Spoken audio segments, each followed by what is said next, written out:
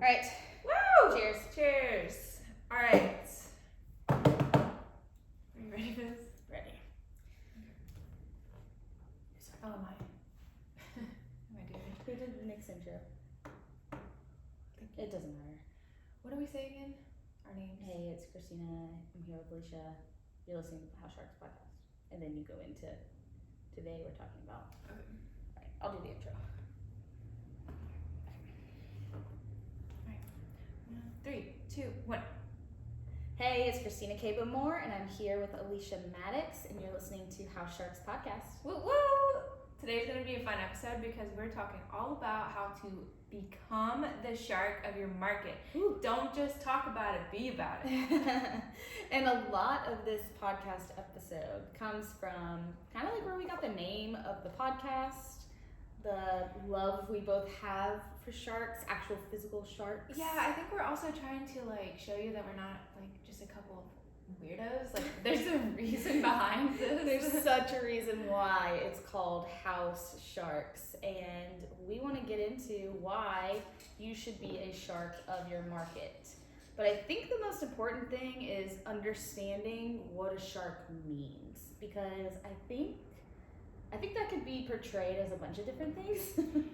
Yeah, definitely. And you know, when you start looking at our personalities and you're like, oh, they think they're sharks. Why is that? Like, what do they think? Do they think they're like hot shit or like bulldogs? Like what does that even mean? What are they trying to say? Yeah, so we want to clarify what is a shark specifically in real estate. And so I was talking to one of my team members, Allison, about this topic. Because I'm like, you know what? I'm just curious as to what the public thinks a shark is, like a shark personality. She said, well, honestly, I kind of think of it as like aggressiveness, bulldog, bulldozer, just, it wasn't exactly a positive vibe. Wasn't what you were like, oh, that's what I was thinking too. Yeah, like, exactly. Thinking the exact opposite, actually. And I was kind of glad she said that, because I'm like, no, that's exactly why we want to do this episode, so that everybody can be very clear on what being a shark means. And so I was a scuba diver for a really long time. She's about to nerd out, just so you all know. We're about to really nerd out on some shark details right here. And it is amazing when you are swimming around a reef and there's just all these beautiful fish and the divers, and you're just swimming around peacefully, everybody's minding their own business. But when a shark is in the water with you, in any close proximity, every creature in that ocean knows the shark is there, acknowledges and respects their presence. And so, in a shark, I didn't get eaten. I've swum with many sharks. I've never been bit. I've never been eaten. That's not what they don't do that. They don't just come at you. Put some respect in my name. Yeah. But a shark, it doesn't live to just destroy and bulldog over everything. A shark is just minding its business, doing its thing and living its life, but it has the respect of every single creature around it. Every creature around it acknowledges its existence. It's a presence. It's kind of more of a persona rather than of an action is what a shark is. So what we really, really, really want to help you become is a presence and a somebody in your environment like a shark is. It's like a personality trait. Yeah. I mean, so did you read Big Money Energy by Ryan Serhant? I haven't, but you... Okay, like... I always talk about this book, Yes. and I tell everyone to read it because it's such a good book. But it talks about big money energy and bullshit money energy, and you can clearly tell when someone walks in the room if they have big money energy, like they're powerful, they're present, or if they're just trying to be that and they kind of have bullshit energy. Yeah. So being a shark is like big money energy. You're not bullshitting anybody. Your stats prove themselves. Who you are in the industry proves itself. You're not trying to fake. You're not trying to bulldog other agents. You're not trying to do anything, but your presence is known and you are respected in the industry that you're in and in the community that you're in. And I think that's more of what, when we say be a shark of your market, it's more of the persona and who you've become professionally more than a personality trait. Yeah, I mean, But also, when you think of a shark, you do kind of think of domination. Oh yeah. But domination isn't a negative or bad word. No, and domination and like aggressive aren't the same thing. Right, totally different things. Yeah. And I think people like maybe sometimes combine those two. Mm-hmm. And I'll tell you right now, if you try and go out in this industry and just be aggressive towards people, especially towards other agents, you're gonna get nowhere. She's laughing and looking at me right now because I had an experience when I was a little newer. I thought, gotta be a bulldozer, gotta be a bulldog, gotta just show everybody who is boss. And let me tell you, that was some bullshit money energy, like hardcore. So I got into a little situation where I lost my cool with another agent that lost their cool, and ever since that day, I was coming to you about it and just like basically on the edge of just losing my shit actually. And I just will never lose my cool like that again because that made me look unprofessional. I just didn't like how I was portraying myself, and so I'm not ever gonna let that happen again. And by not letting that happen again, it's more of a calm, cool, collected, like you're in control, you're dominating, but the other person might need to think that they're the bulldog. Oh yeah. And you don't need to be. And sometimes that's being in matching control. That is in control. Yeah, being in control is managing your emotions. Being in control is letting the other, to an extent, because we still have to represent our clients to the best of our ability. Don't get that twisted. Like, we are not saying let the other agent just bulldog all over you, take a back seat. No. Strategically, you need to know what is actually going to benefit a situation for you and your clients on how you react, and what is going to make matters worse. And having the knowledge of knowing when to back down and let somebody else get heated and not say words that are going to affect a contract or a transaction. Or your client. Yeah, anything. There's going to be a lot of agents out there that are going to try and be the bulldog, and they're going to be aggressive, and you can still completely win the situation over them by not falling into the same trap that they're trying to get you into. Yeah, not to mention just your quality of life, your mental health. I mean, when you're letting yourself fall into these emotional traps that another agent might be manipulating you into, they're literally baiting you into it. 100%. When you fall into it, you're having a bad time, like everyone's having a bad time, your energy to your clients is going to be off, like it's just not good. Ever since I committed that day to saying, okay, I'm going to be calm, cool, collected, I'm not going to lose my cool again, I have dominated the situation in every contract, but I have also been a complete professional and have gotten the best deal for my clients. I literally take so much pride because I'm a little bit competitive in getting the best deal possible, and you don't have to be like a crazy bulldog and like acting all maniac to do all that. No. In fact, it's better if you don't. No, and I'm the personality where I love making friends with the other realtor, because I never know when I'm going to do a deal with them again, and I want it to be just as pleasurable for the clients as it is for the agent on the other side of the deal, so that if there are multiple offer situations on one of their listings one time, I mean, you never know when you're going to cross paths with an agent again. And if you make sure that you are being professional at all times, but also building an actual relationship with them, not thinking you're above them, not thinking you're any better than them, and genuinely trying to be kind to them and to build a rapport with them, that's going to go such a longer way than thinking you're above them, having nothing to do with them. Like, that's just not the way to play the game. Yeah, we've all had an experience with an agent who just thinks they're literally high and mighty above everyone. I mean, they don't even need to be like in the business 20 years. Sometimes they just have that personality, and you see their name if they are the buyer's agent or on a listing, and you're automatically turned off. Like, your reputation is everything in this industry, not just for your clients, but to other realtors and agents. Because, I mean, especially in this market, a lot of times your offer is getting accepted because the listing agent knows you. Exactly. Not just because you had a good offer. And you better believe that those agents that have that reputation, it is spoken about throughout the whole industry. Yeah. Everyone. I mean, that sticks with you. It's a small industry. It's large, but very small. Yeah. So, biggest tip of encouragement on how to be a shark is do it the right way. Yeah. So let's talk about what it does mean to be the shark of your market. What are some strategies on being the shark of your market? Yeah, I mean, what are traits of being a shark of the market though? Like, so we talked about dominating, but not in a bad way. Yeah. So I think another one would be never. So here, I'm gonna nerd out again on shark tips. Sharks can't swim backwards. It's just a cool thing about them. And I think it's a cool thing about business too, and entrepreneurs is don't think about what has been done. Don't be all set on the numbers.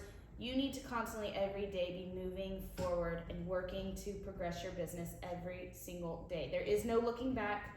It doesn't matter what happened in the past, doesn't matter who you used to be last year. All that matters is who you're moving forward to being and reaching those goals.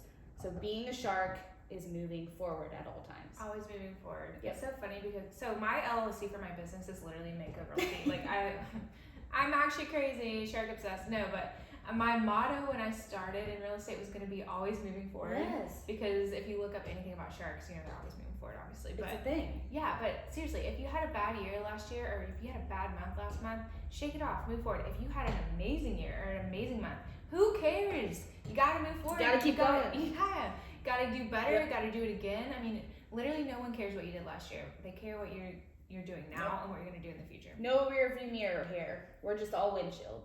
Yeah. So when I think of a shark, I also think of influence, a presence. They attract just naturally. Every creature in the ocean knows who a shark is. Yeah. So how do you become that influence? So, I mean, really we need to talk about how to build a local influence, because that's really what we're trying to do. I mean, maybe some of us are trying to be on TV and famous. Take to Atlanta. Yeah, selling Atlanta, selling the burbs, something like that maybe in the future for us. No, I'm just kidding. But yeah, building a local influence. Ways that you can just go ahead and start doing that is local happy hours or local events. Do a movie night. What does a local happy hour mean? Give them an example, because you're like a pro at this. So give them an actual example of something that they can use in their market to do that. Yeah, I mean, how do you like promote it? And I mean, my brand is literally Happy Hour Home, so everything I do it's just natural for me to throw a happy hour event. So whether that be for clients, now that I have past clients, but how I got started in that was just literally reaching out to local people through social media, or people that I would meet out and say, hey, I host these happy hours once a month, you should come by. And it just started very small, and then now it's kind of grown into a community thing where I've met so many people, they tell other people to come. It's a way for not just entrepreneurs or females or business owners to get together, but for people in the community to get together, because as an adult, it's so hard to meet people. Really? So that's where it stemmed from. And a lot of your people are not realtors. Yeah, they're like exactly. just all kinds of people. You're going to local places. Those places start recognizing you. Hey, how come you guys always meet here? What is this group? And then you're starting to meet everybody in your community. Exactly. So that branched off for me, starting to talk to local business owners, where I was hosting the local happy hours, and maybe us partnering together, and then me creating a relationship with that person. And then, and when business owners start knowing who you are, then you're really starting to make that influence, because they're mentioning your name and opportunities. Just as many people as you can meet. Obviously in real estate is something you want to do, but be intentional about it. Like, what were my intentions with these happy hours? It was literally to connect local people. It wasn't to get business out of it. Now that's transpired from it, because I've built real relationships, because that's what we're doing in this business, is building relationships. But it's still to this day is to get local community members together. Exactly. And I like how you always also tell me you don't typically ever turn down an invitation to something, especially if it's with a group of people that you don't know that well, or maybe you haven't met all of the people. Like, if you're invited somewhere, you go, because it's an opportunity to go meet new people, and you never know where that's going to lead you. Yeah, talk about getting business. You just don't say no to things. That was something when I first started. Someone said, you're just getting started. Don't say no to any bachelorette trips, any weddings, any events, any baby showers. You go to every single one. Yep. And some of us are more extroverted than others, so you have to protect your mental space. If you can only handle like once every 2 weeks or once a month or something, that's great. Then pick another lane to reach out to your community. You don't have to meet them in person. Host local seminars that are online on Zoom. Another event. So you and your lender, Jonah, I know that y'all do these lives together. Yep. And you're literally educating the community and your local people around you about buying and selling. Yeah, all we did was hop on our Instagram live. We promoted it for the week before, saying, hey y'all, we're gonna hop on our Instagram live. Here's the topics we're gonna be talking about. We get on there, we record the whole thing. People can ask questions while we're on there. it should have been probably an in-person event, but it didn't have to be, and we probably reached 10 times more people doing it online, which is, you know, And social media makes all of this reaching out to your community so much easier, because you don't have to do everything in person with the help of social media. Yeah, I mean, you know, y'all know social media is the driving force for both of our businesses. Absolutely. So that's what we kind of preach on a lot and utilize, but social media isn't just for getting clients, it's for building your local presence with your community, because you don't have to just be hosting events online. You can be DMing them, you can be liking and commenting on their stuff, creating a relationship. People just don't want to be like hardcore sold to anymore. No. And go on our Instagram, housesharks_podcast, and you'll see the social media 555 tip that we posted on there. That is such a good way to start connecting with people locally, not connecting with them about real estate at all, just connecting with them as a person. And when you can connect with people as people and get to know them personally, then they trust you with real estate. So yeah, don't start going out and cold DMing people, hey, are you looking to buy and sell? Do you know anyone? Yeah. Like, please don't do that. Hell no. Did you build your business on cold DMs? No, I absolutely Me did neither. not. And I will never encourage that, because 70% of my business probably comes from Instagram? Yeah. About the same for you? I would say mine's more like 80 probably. Yeah, and not once have we sent a cold DM to somebody. It doesn't work. We are in the business of building relationships with people and becoming known in our community. Be the shark, be known. Get out in your community and start meeting people. Yeah, I will say one more thing about. Sorry, Ralph is literally like slurping water right now. Real life over here. Yes. So another way to get involved in your community is, you know, you can join a church or a local organization, a local sports league. You can. Yeah, you're doing volleyball. Yeah, that was just for my mental health, like fun. Well, hell, we go to church for our mental health. Yeah, and we just end up meeting people there. There you go, exactly. What are some other things? I mean, yeah, some of these are double-sided. You're doing it for what it, like, I'm not going to church to get business. I'm going to church because I need to. What happens in the process is you're building relationships with people and building trust with people, and it's just going to come naturally. Yeah, and those are your people. You're literally doing things you like, and so are they. And so, of course, you're going to build a connection and a bond. So, Ralph, can you, like, stop? He's just slurpy over here. We are not cutting this out. This is the gold. We don't even know how, so we're not yeah, cutting we're not going to cut it out. We don't know how to edit. We have no idea. It is what it is. Another thing, so I'm about to join Leadership for Scythe in the community of Forsyth to make a bigger presence. I want to get involved in the community. I want to give back. I have some big ideas of some things I want to do locally here.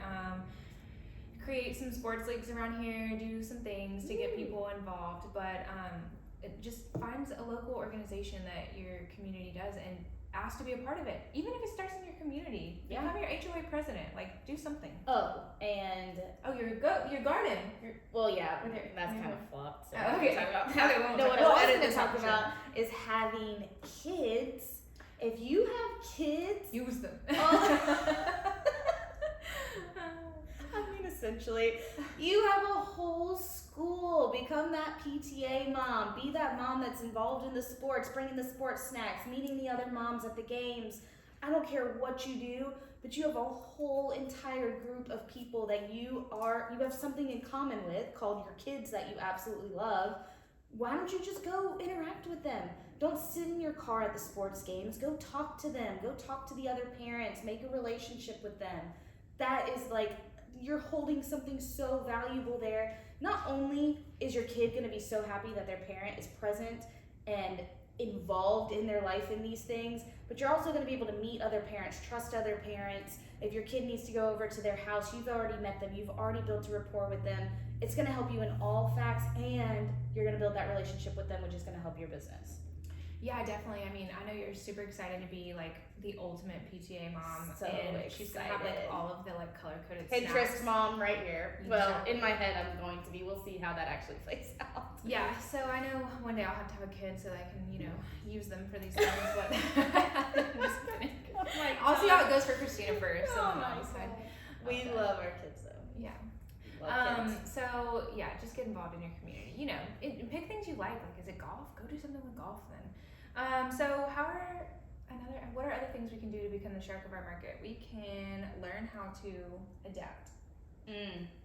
That's a big one. So, nerdy shark fact, sharks migrate. So their environment of where they're hunting for their food is constantly different, and it's changing, and they're evolving. And I feel like real estate is just that. It's constantly changing and evolving, and our market is shifting all the time. You have to know how to hunt in the new market or however it's changing. So a shark doesn't just go to a new place and wait for a fish to swim out in front of it so it can eat. No, it goes and finds its dinner. It might have never even been in that place before. Everything in the ocean changes.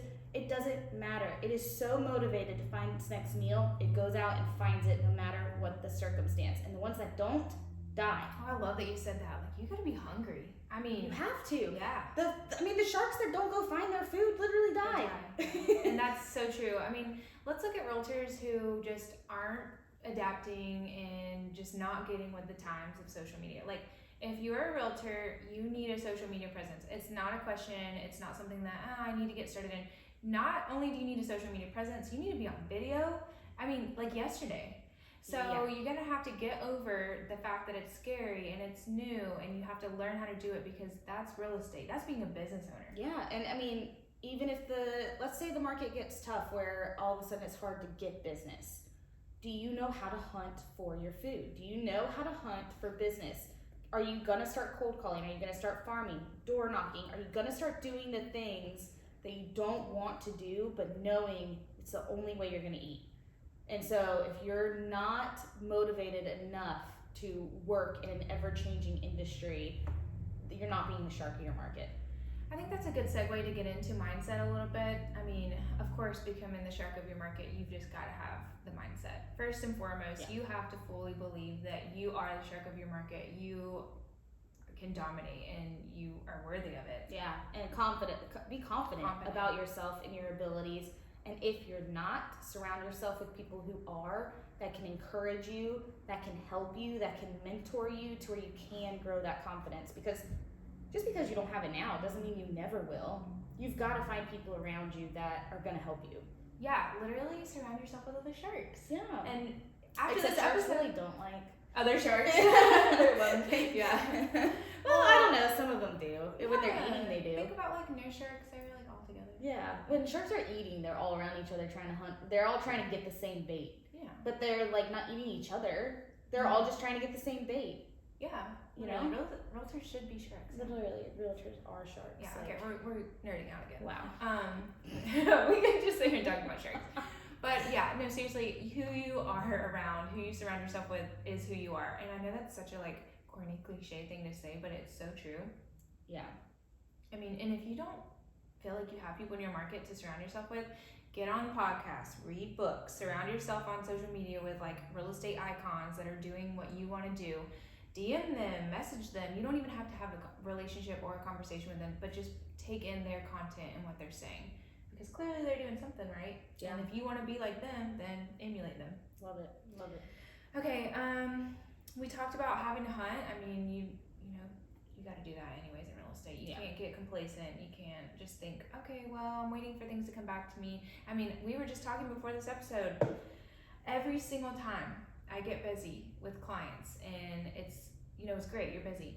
And 60, 90 days after, I'm a little dry and don't have much going on because I stopped hunting for food. It is the biggest trap of the industry that we all fall victim to. And we know it's going to happen, but Absolutely. we still do it. You're crushing it, you're slamming it, you're working your ass off, and you're like, oh no, I have no time for the lead generating activities that got me this business. I know exactly what this is going to look like. It's a little bit of an ego thing too, I think, because you know you get kind of on your high horse. You're kind of at the top of the market for a second, and then right after that you go back to kind of being at the bottom of the barrel, and you're like, okay, yep, got to get back into the hunt mode. And but really, as realtors, we should always be in hunt mode, and that's what hiring out and delegating, that's what helps you with those things. Because when you start getting busier and you start becoming a top producer, you need someone taking care of the back end so that you're no longer doing that, so you're just always hunting. Yeah, that's a huge one. I need to hear that advice myself pretty much every day. Yeah, same. I need to go back and listen to this and just keep telling myself that. It's so funny, like we can tell you, and then we have to keep ourselves accountable too. Well, and that's the thing. I mean, look, everybody struggles with that. I feel like every realtor. I don't think there's a realtor out there that says they don't struggle with the ups and downs of the market, of their business. I think it could just be an entrepreneur thing as well. So don't be discouraged if you're in that mindset or if you're in that place right now. Both of us sitting here talking to you are in that place right now. So don't look at somebody else's success and think that that's permanent or 100%.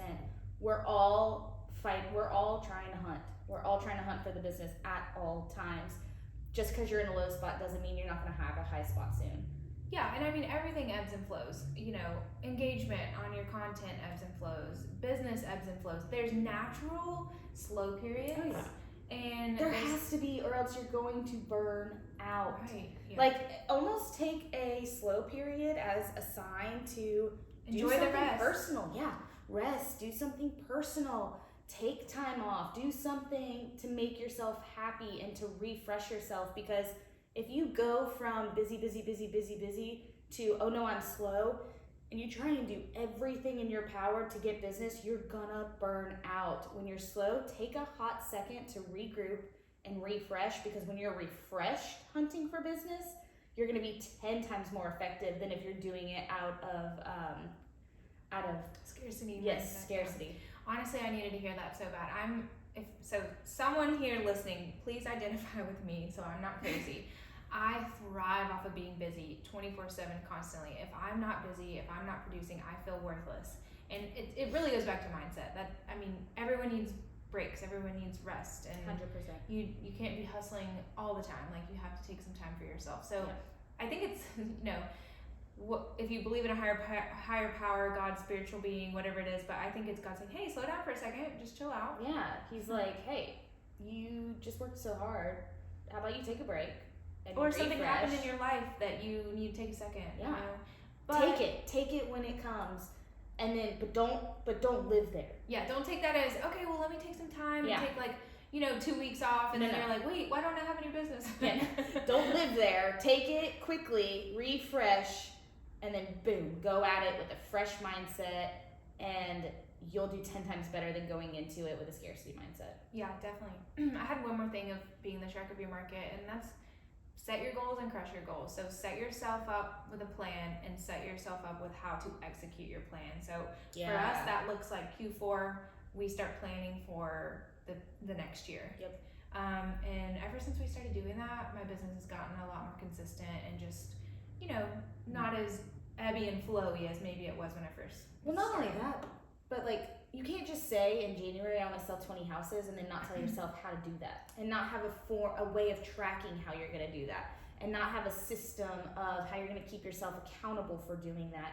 You've got to get down to the nitty-gritty of, I need to talk to 8 people a day to close 2 or 3 transactions a month to close 20 houses a year. You need to know your numbers, and you need to have a strategy to hit those numbers.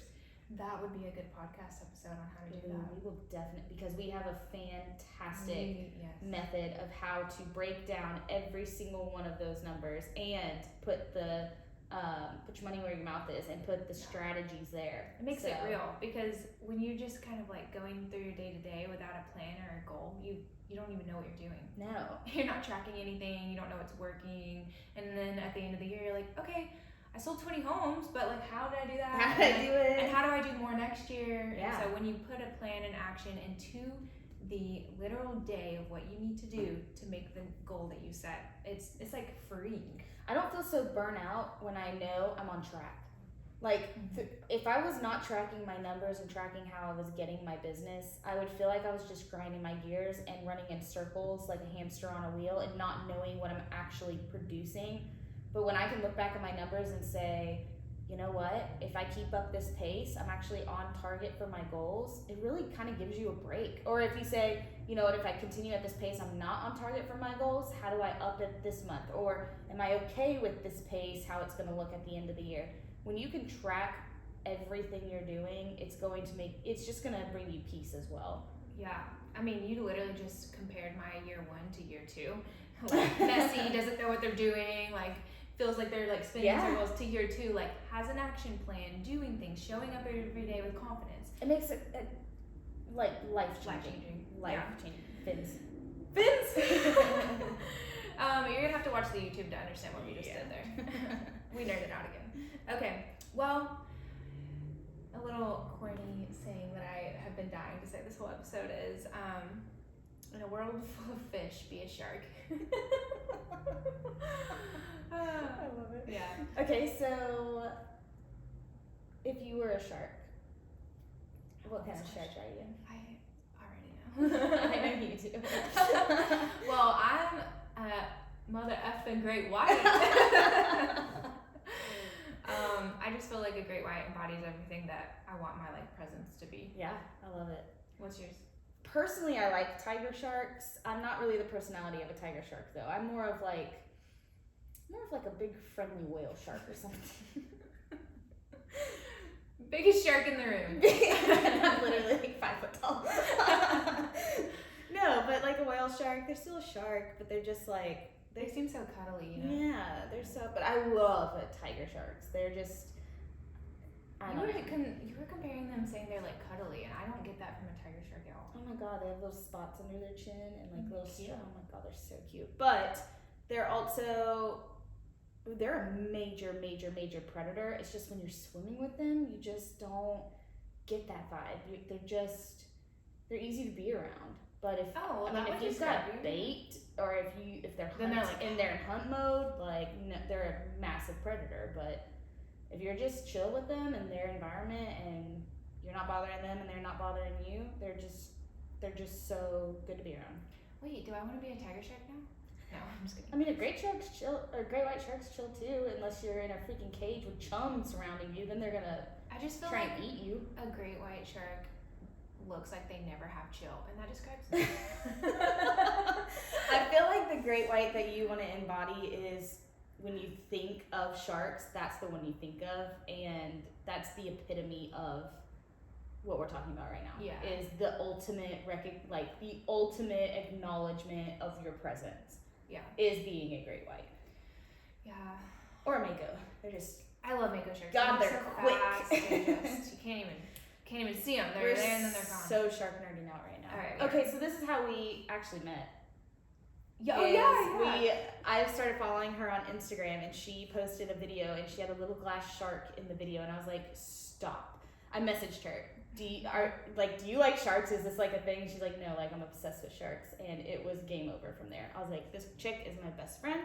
And we're gonna go swim with sharks at the aquarium, which we never got to do yet. Yeah, we're just gonna skip that and go straight to like the Bahamas or like South Africa. Bahamas and free dive with tigers. Literally, I have to go cage dive with great whites like within the next few years. I mean, we'll definitely do it. We should probably start at the aquarium. Also, mark my words, when I die, chum my body and throw me in the water with great whites and let them go savage. God, I wish we knew how to cut shit out of this podcast. Well, and to end it. To end it on a happy note. We're going to end it on a happy note right there. I hope that this episode brought you guys some encouragement on, just getting out there. And be the shark of your freaking market. And be a house shark. Be a house shark. All right, cool. We'll see you next time. We'll see you next Monday. All right.